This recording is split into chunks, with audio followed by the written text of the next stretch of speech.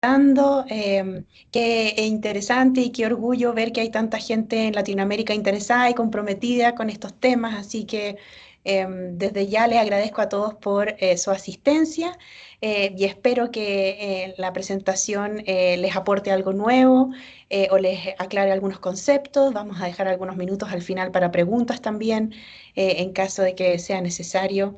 Y bueno, muchas gracias nuevamente por la invitación. Entonces, bien. Entonces, me avisan si por X motivo no ven las slides, ¿no? Bueno, los objetivos de esta presentación, vamos a hablar brevemente de la clasificación de las enfermedades pulmonares secundarias al uso de tabaco. Vamos a describir los hallazgos imagenológicos e histopatológicos de cada entidad y vamos a complementar eso con casos clínicos que hemos visto aquí también en el hospital. Y vamos a finalizar con algunos puntos claves para recordar. Me parecieron interesantes estas imágenes que son de la Sociedad del Cáncer de Singapur, que son para justamente publicidad en contra del uso del tabaco. Oh, me dice que no se ven las imágenes. ¿Las ven? ¿Alguien me puede confirmar si ven la pantalla?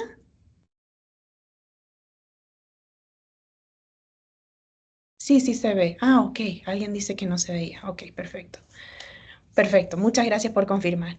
Bueno, me parecieron muy interesantes estas propagandas porque son bastante visualmente muy potentes, ¿no? O sea, un cenicero con forma de pulmón donde cada vez que uno bota la ceniza, la bota dentro del parénquima pulmonar, igualmente como uno la inhala, ¿no? O por ejemplo, la de abajo, que es un reloj de arena, que dice que en el fondo las cenizas del cigarrillo corresponde a la arena del reloj. ¿Verdad? Me pareció muy interesante y creo que también un poco para reflexionar que quizás en Latinoamérica nos hace falta un poco más de publicidad para mejorar el tabaquismo, ¿no? O sea, publicidad en contra del tabaquismo, pro salud pública. En Chile yo me acuerdo que habían bastantes comerciales y publicidades que se ponían en las cajas de cigarrillo, pero creo que aún hace falta mucho trabajo a nivel de salud pública como para disminuir el tabaquismo a nivel mundial. Bien, entonces nosotros vamos a hablar de la enfermedad pulmonar difusa relacionada al tabaco, ¿no? El cigarrillo que aún lamentablemente es gran causa de mortalidad en la población mundial, ya sea principalmente por la presencia del cáncer de pulmón, el desarrollo de enfermedad coronaria, de enfermedad pulmonar obstructiva crónica, pero también existen estas otras entidades que son enfermedades pulmonares difusas relacionadas al uso de tabaco, que pueden presentar múltiples patrones a nivel imagenológico y que a veces pueden coexistir, y vamos a discutir eso un poco más en detalle y que el rol del radiólogo en realidad es identificar el patrón que predomina y ese patrón va a determinar la conducta clínica para el manejo, ¿no? Entonces, brevemente, vamos a hablar un poco de la fisiopatología de por qué el humo del cigarrillo es tan dañino. Al inhalar el humo del cigarro, esto atrae los macrófagos en la vía aérea y gatilla una cascada inflamatoria, oxidativa y profibrótica en el pulmón. ¿Ya? Y el resultado es una combinación de infiltrados inflamatorios en el parénquima pulmonar que terminan con destrucción bronquiolar y parenquimatosa y fibrosis del espacio alveolar y de las paredes alveolares a largo plazo. Este es un diagrama del doctor Galvin que me pareció bastante interesante, donde habla de estos cambios y muestra claramente cómo los fumadores tienen un espectro de enfermedades difusas relacionadas al tabaco, como es la bronquiolitis respiratoria, la, la neumonía intersticial descamativa y la eh, em, ay, de células de Langerhans, ¿cómo se llama en español? Ya se me olvidó el nombre.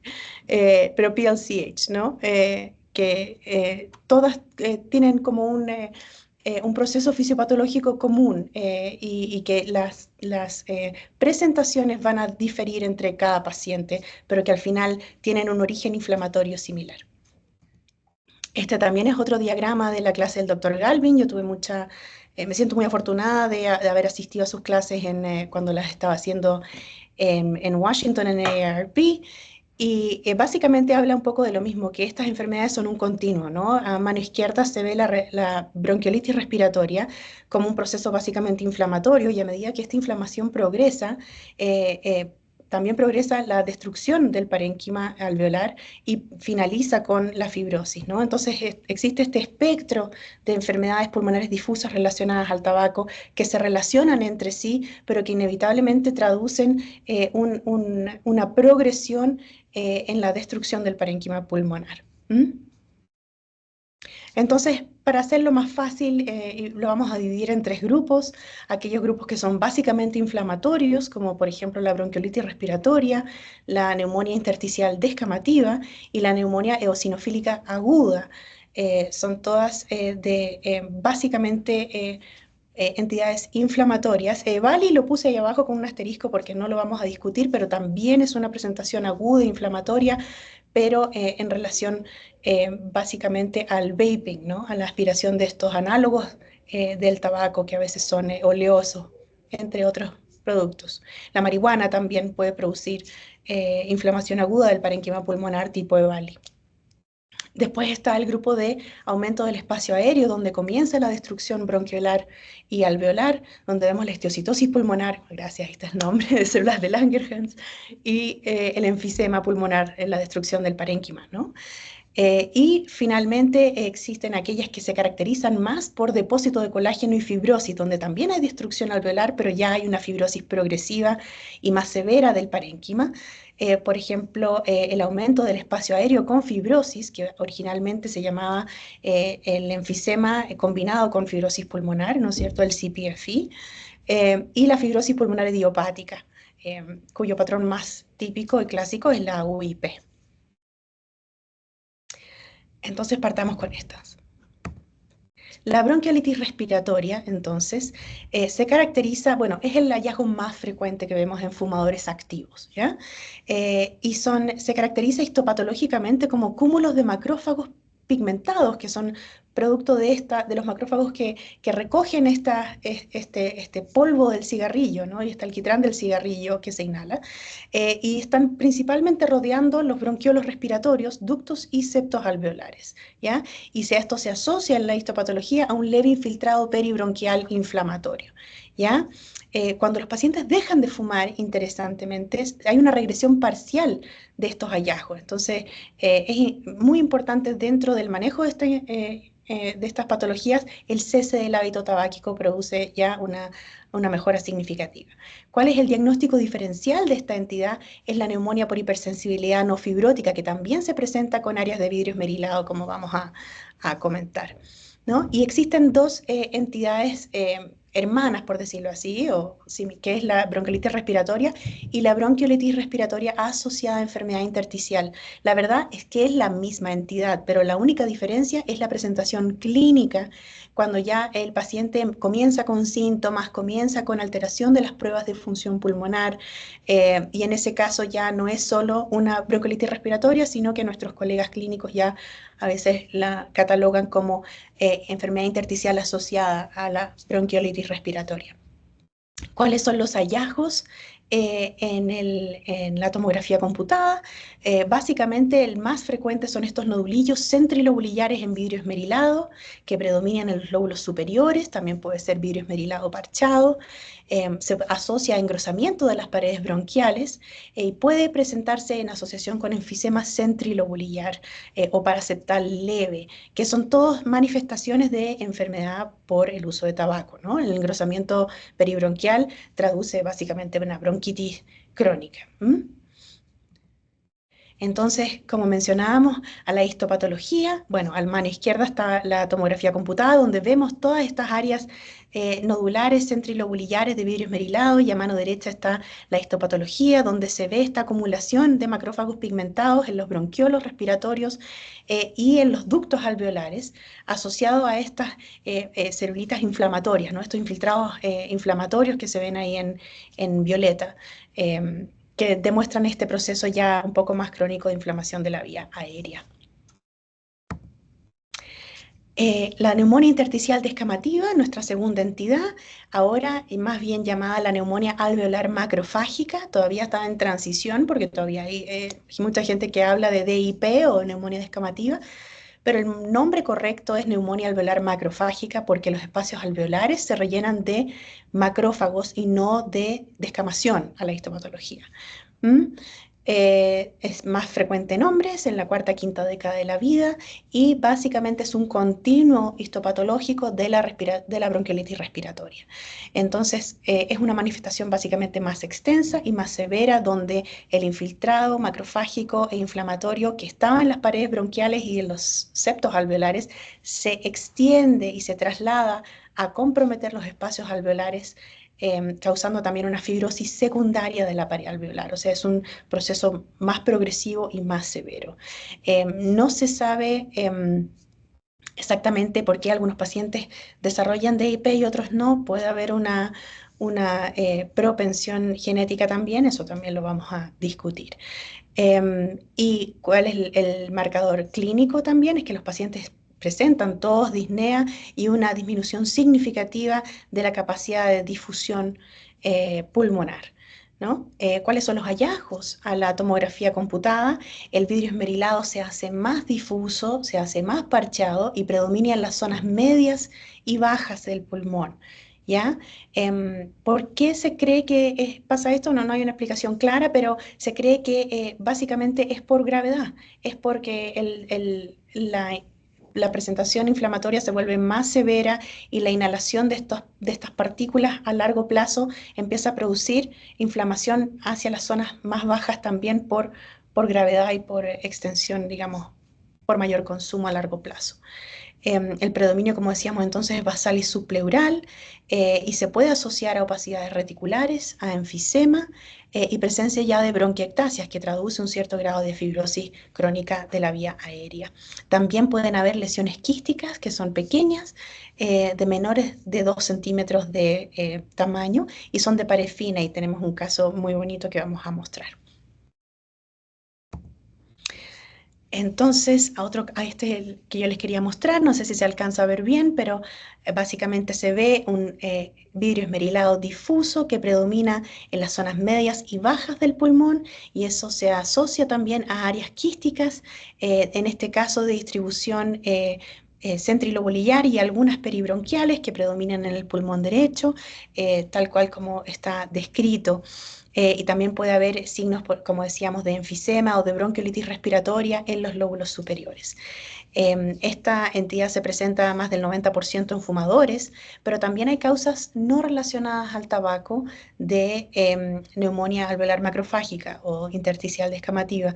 Por ejemplo, el uso de marihuana, la exposición ocupacional, por ejemplo, la inhalación de polvo, la inhalación de productos del cobre o polvo de berilio, que se ve ¿no es cierto?, en trabajadores de fábricas también, el polvos de extintor de antiincendio, ¿no? En fábricas de textiles donde usan nylon también está descrito.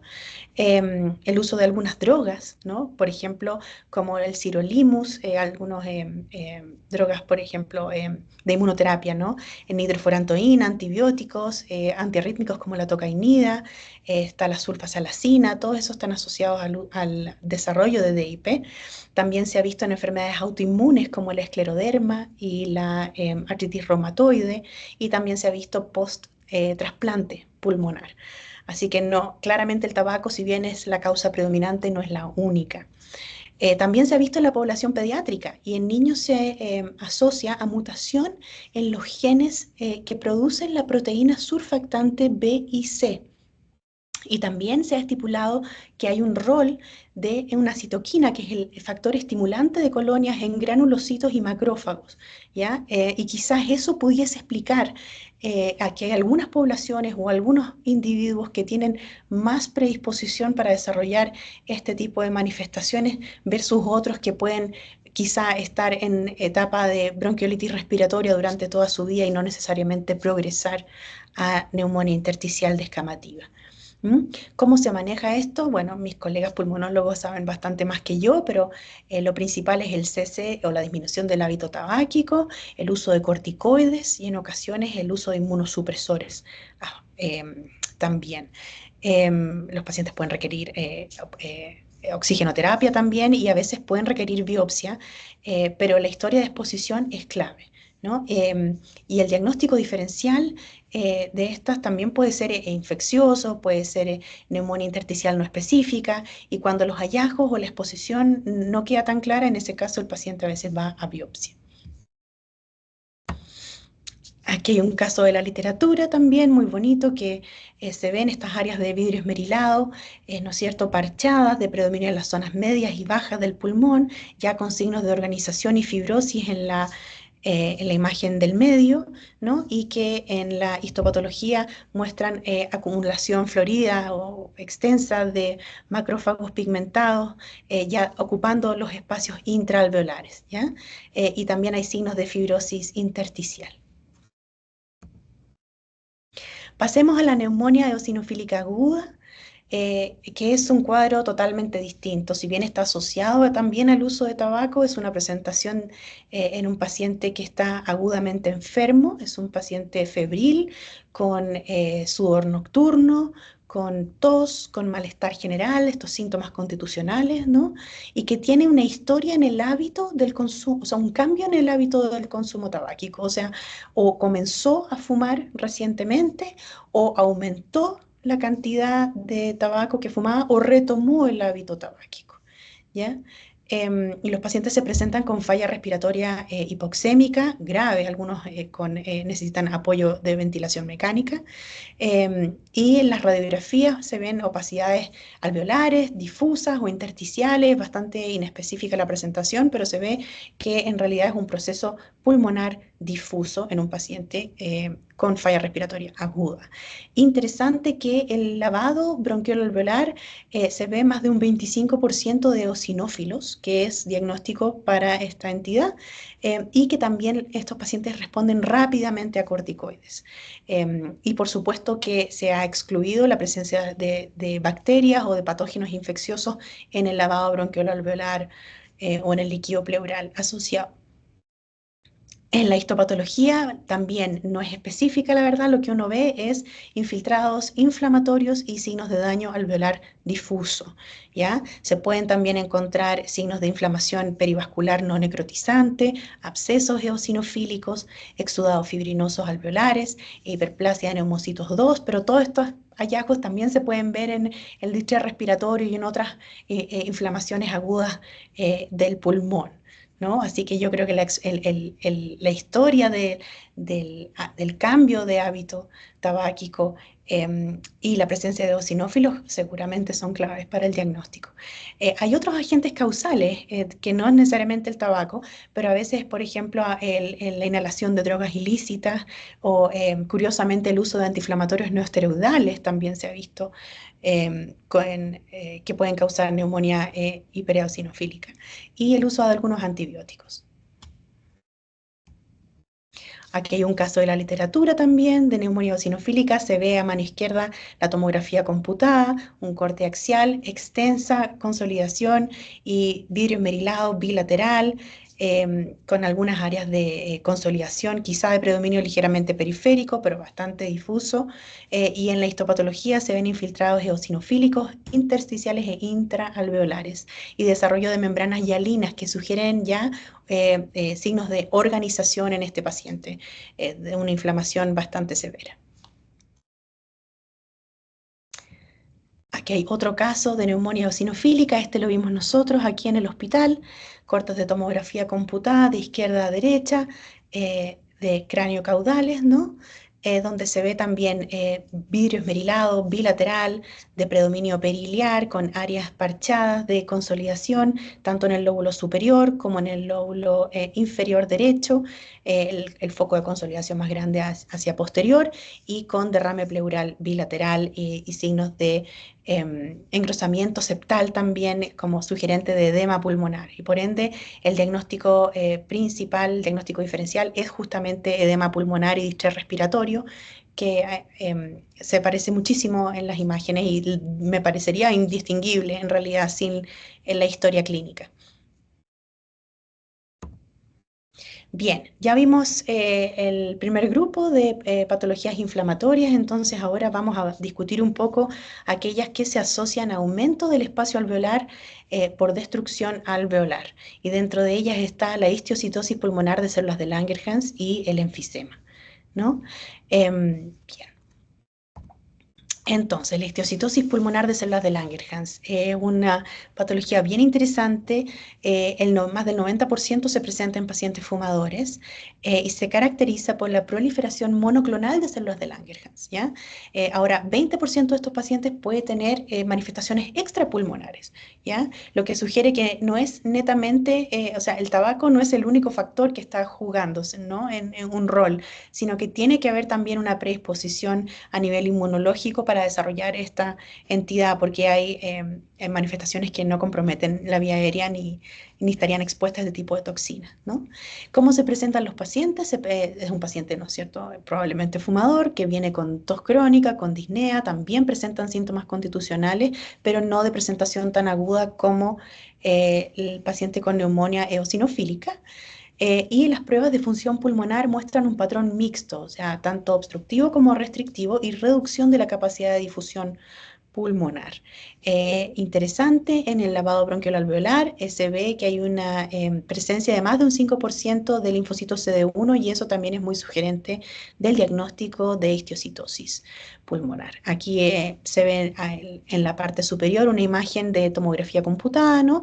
Donde se ven estas, vamos a discutir con más detalle, pero estas imágenes quísticas irregulares de predominio en los lóbulos superiores también, que se intercalan con nódulos en vidrio esmerilado y con áreas de destrucción parenquimatosa ya en sus etapas más tardías. Y en la imagen de más abajo se ve una célula de Langerhans muy bonita con este núcleo que es como convolucionado, como se describió, o ligeramente contorneado. ¿Mm? ¿Cuál es el tratamiento de la histiocytosis pulmonar? Se trata también con corticoides y a veces con quimioterapéuticos también. Entonces, la histiocytosis, bueno, hablamos también que es la proliferación intersticial de estas células, ¿no? ¿Y qué es lo que pasa con estas células? Se produce una destrucción del bronquiolo terminal y ese bronquiolo terminal se convierte como en una especie de quiste, ¿no? Porque se destruye el parénquima que rodea este bronquiolo y se produce esta lesión cavitada, ¿no? Y con el tiempo esa lesión cavitada, que es de paredes irregulares, empieza la fibrosis, empieza a progresar y la pared se empieza a hacer más delgada y más irregular y termina en la etapa más tardía que se llama la histocitosis burnt out o quemada, por decirlo así, que es cuando ya se destruye el parénquima adyacente y se asocia a enfisema propiamente tal. Los nódulos, como decíamos, pueden ser sólidos o en vidrio esmerilado y se asocian con quistes que inicialmente son de pared gruesa y luego son de pared fina. Aquí hay un caso de la histopatología, ¿no? Donde se ve a mano izquierda un infiltrado peribronquial inflamatorio mixto, hay células de Langerhans con estos núcleos curvos que conversábamos y la tinción positiva para la NINA o CD1 a mano derecha. Este es un caso que vimos acá en el hospital, ¿no? No, perdón, este es de la literatura, el nuestro viene después. Y justamente estos son tres pacientes distintos donde a mano derecha se ve presencia de algunos nódulos sólidos o algunos nódulos de pared ligeramente más gruesa, excavados, que también presencia de enfisema centrilobulillar. Ya en la imagen del medio se ve bastante más presencia de vidrio esmerilado que, entre paréntesis, puede traducir coexistencia de neumonía intersticial descamativa o bronquiolitis respiratoria, justamente porque los pacientes están expuestos al mismo antígeno. Y ya en la imagen de la derecha se ven estas imágenes quísticas más irregulares y más bizarras que se producen por esta cicatrización peribronquiolar que produce estas cicatrices estrelladas asociadas a estos quistes. Este es nuestro caso. Hemos visto varios, pero este era el más florido y más bonito que encontré para mostrarles, donde se ven innumerables imágenes quísticas y nódulos de predominio en las zonas superiores del pulmón. Ahí también se ve en el corte coronal, que predomina en los lóbulos superiores, y este paciente tiene una biopsia positiva para histiocytosis celular de Langerhans. Bien, el enfisema, que también está dentro del grupo de enfermedades relacionadas a la destrucción alveolar, ¿no? Generalmente comienza como una bronquiolitis, como un proceso inflamatorio, pero que produce una lesión del bronquiolo terminal y luego una dilatación y destrucción de los alvéolos que lo rodean. Es un poco más extenso y extremo y no tiene las células de Langerhans que tiene la histiocytosis, por ende son entidades distintas, pero ambas se asocian con destrucción bronquiolar y alveolar. Se asocia a inflamación crónica de la vía aérea, tanto grande como vía aérea pequeña, y tiene tres tipos descritos, ¿no? El enfisema paraseptal, que es el que rodea las superficies subpleurales, tanto de la pleura parietal como mediastínica y en las fisuras. El enfisema centrilobulillar, que es el más frecuentemente visto en fumadores, que está en el centro del lóbulo pulmonar secundario. Y el panlobulillar o panlobular, que predomina en lóbulos inferiores, es bastante menos frecuente y se ve en pacientes jóvenes, no fumadores, y que generalmente se asocia a un déficit de alfa-1 antitripsina. Entonces, cuando hablamos de enfisema en relación a enfermedad difusa producto del tabaco, generalmente estamos hablando de enfisema paraseptal y centrilobular, ¿ya? A veces el enfisema puede ser bastante severo y bastante confluente, y esos justamente son los términos que debemos usar para describir el enfisema y no hablar de enfisema panlobular cuando hay una destrucción extensa pero que predomina en las zonas superiores, porque por definición son procesos ligeramente distintos o afectan poblaciones distintas. Entonces tenemos imágenes a la histopatología. A mano izquierda se ven estas áreas de destrucción alveolar claramente tanto a nivel subpleural como en el centro del parénquima. Entonces este paciente tiene enfisema paraseptal y centrilobular, y a mano derecha se ve marcado engrosamiento y fibrosis rodeando una vía aérea, ¿no? En el mismo paciente. Causas más raras de enfisema, hay varias más. Una que llama la atención es el uso de inyección intravenosa de metilfenidato, que no es habitual de ver, pero es un dato interesante. Aquí un caso de enfisema bastante más severo, ¿no? Es tanto centrilobulillar como paraseptal, y que en este caso lo describiríamos como confluente o destructivo avanzado, ¿no? Ocupa las imágenes de tomografía computada y se puede ver que predomina en los ápices pulmonares y en los lóbulos superiores, pero también se extiende hacia las zonas periféricas subpleurales de los lóbulos inferiores, ¿no? Se pueden ver asociados también a la presencia de bulas o blebs subpleurales y engrosamiento peribronquial, que probablemente representa bronquitis crónica en estos pacientes.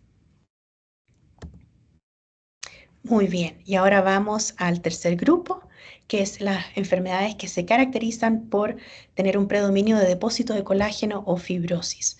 Estas son el aumento del espacio aéreo con fibrosis y la fibrosis pulmonar idiopática. Entonces, el aumento del espacio aéreo con fibrosis, también conocido como fibrosis intersticial relacionada al tabaco, o SRIF en inglés, es lo que antes se conocía como CPFE o fibrosis pulmonar combinada con enfisema, ¿no?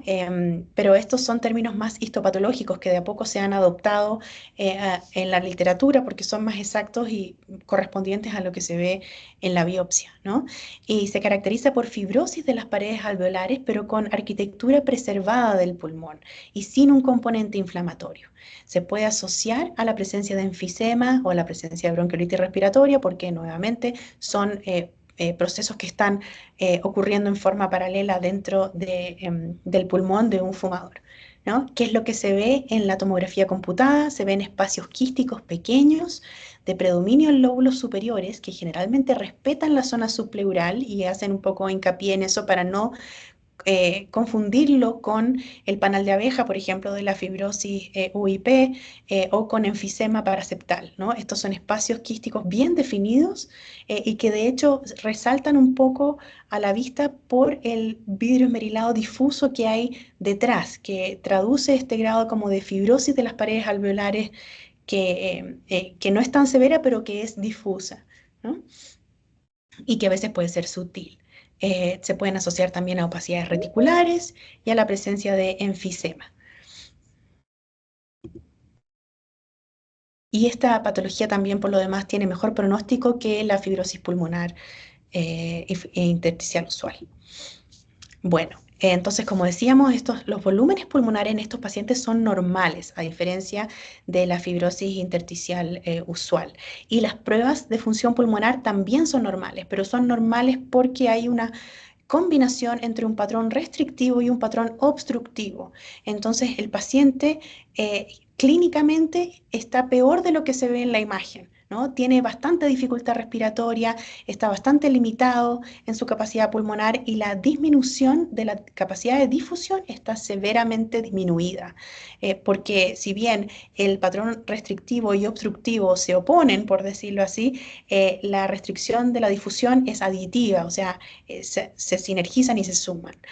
Entonces, el paciente en general hay como una discrepancia clínica un poco entre los hallazgos radiológicos y los hallazgos clínicos, y eso a veces hace que el paciente termine en biopsia.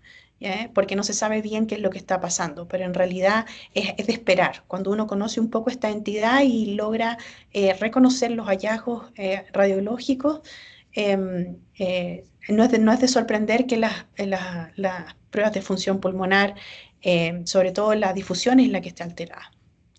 Aquí hay imágenes de la literatura, ¿no es cierto? Ahí abajo hay 3 imágenes de tomografía computada, donde se ven esas áreas bien demarcadas que generalmente no están en las regiones subpleurales, pero en este paciente curiosamente sí lo están, pero están bien demarcadas, bien delimitadas, no son enfisema, sino que son áreas de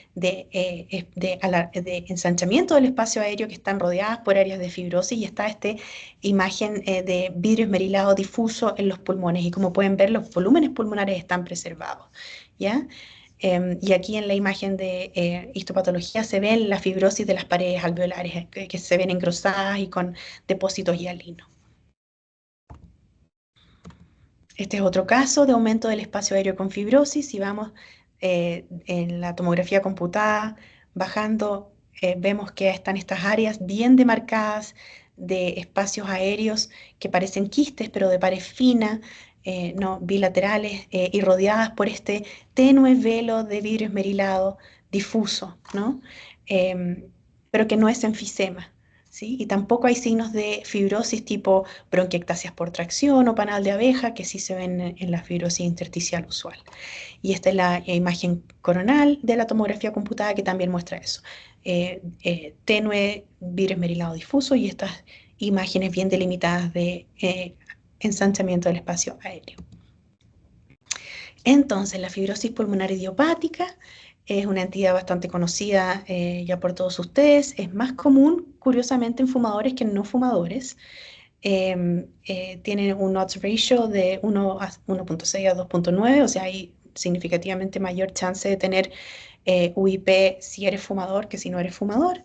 Y la fibrosis puede tener, como decíamos, patrón UIP o patrón no específico. El patrón de neumonía intersticial usual es más frecuente y conlleva un peor pronóstico que el patrón de neumonía intersticial no específica. Y en este caso, la fibrosis pulmonar idiopática tiene una disminución de volumen pulmonar, ¿no? Aquí ya se ve una distorsión de la arquitectura, una pérdida de volumen, fibrosis, que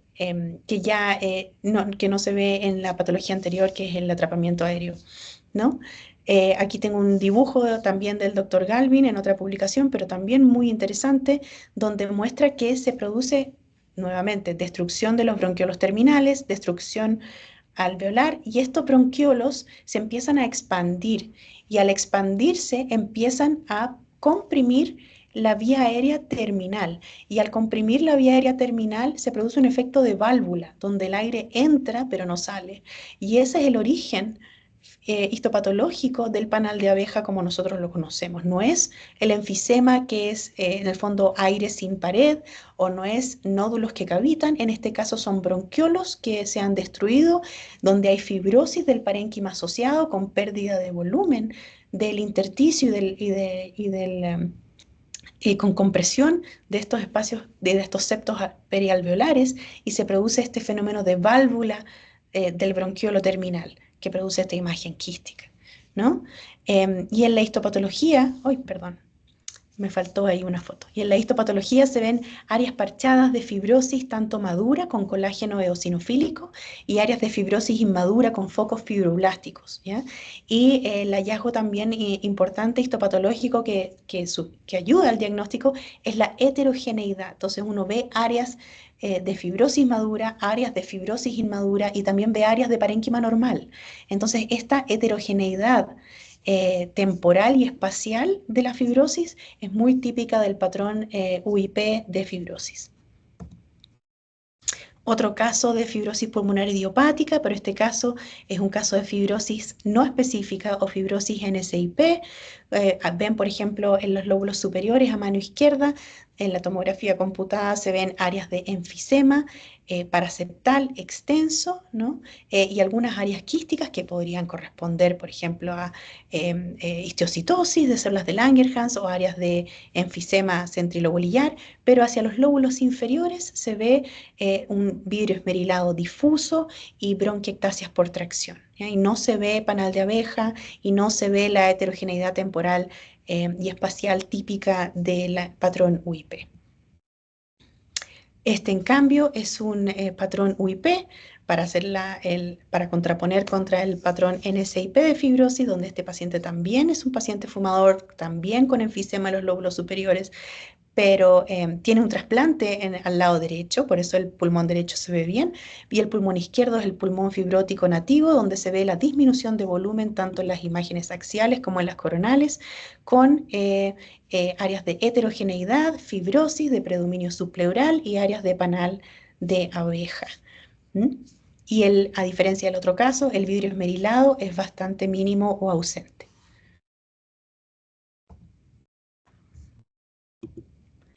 Entonces, puntos a recordar que las enfermedades pulmonares secundarias al tabaco comparten procesos fisiopatológicos y que con frecuencia pueden coexistir en el mismo paciente, que la bronquiolitis respiratoria y la neumonía discamativa o alveolar macrofágica, como la llamamos ahora, son parte de un continuo, ¿no?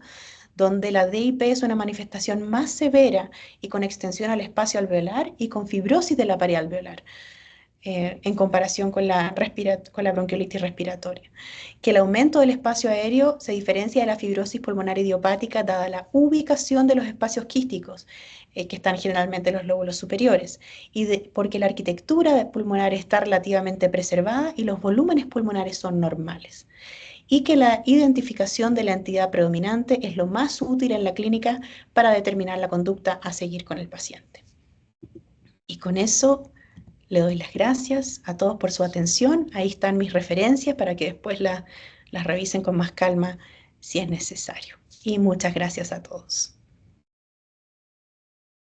Bueno, muchísimas gracias, doctora